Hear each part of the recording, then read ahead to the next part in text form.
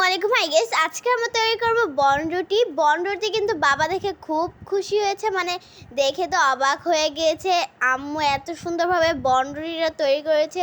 বাবা বলল আর বাহির থেকে বনরুটি কিনা আনা লাগবে না, তুমি ঘরেই বানিয়েও। সো আম্মু এটা শুনে একটু হাসলো।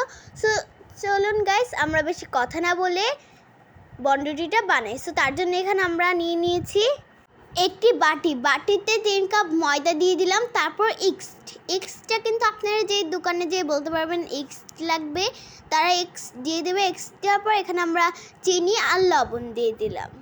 চিনি আর লবণ দেওয়ার পরে এখানে কিন্তু আপনাদের মন মতো চিনি দিতে পারেন। আমরা আমাদের মন মতো দিয়ে দিয়েছি চিনি। তারপরে দুধ দিয়ে দিলাম। দুধ দেওয়ার পরে হালকা একটু মিক্স করে নিয়েছি। আর এই পানিটা দেখতে পাচ্ছেন, এই পানিটা কিন্তু কুসুম গরম পানি, মানে এটাকে গরম করে নিয়েছে। তারপরে এটার ভিতরে একটু মিক্সড করে নিলে তারপর তেল দিয়ে দিচ্ছে। গাইস, আপনাদের তো আরেকটা কথা বলতে ভুলেই গিয়েছি, এক্সট্রা কিন্তু আমরা 2 চামচ দিয়েছি, আপনারাও কিন্তু 2 চামচ দিয়ে দিবেন। তারপর এটাকে ভালো মতো মাখিয়ে নিতে হবে, তারপর রেস্টে রেখে নিতে হবে। গাইস, ঢাকনাটা ওঠার পর আমি তো অবাক হয়ে গিয়েছি, এত ফুলেছে। আর এই মানে রুটিটা কিন্তু অনেক সফট হতে হবে, নাহলে কিন্তু খেতে একটু মজা লাগবে না। তার জন্য সফট হলেই ভালো হয়।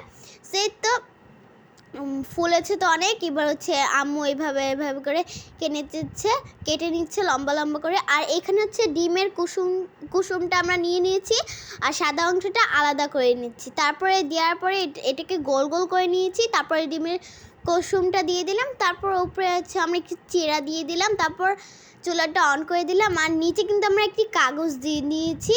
তারপর সয়াবিন তেল দিলাম। আর এই তো চুলাটা জ্বালিয়ে দিলাম।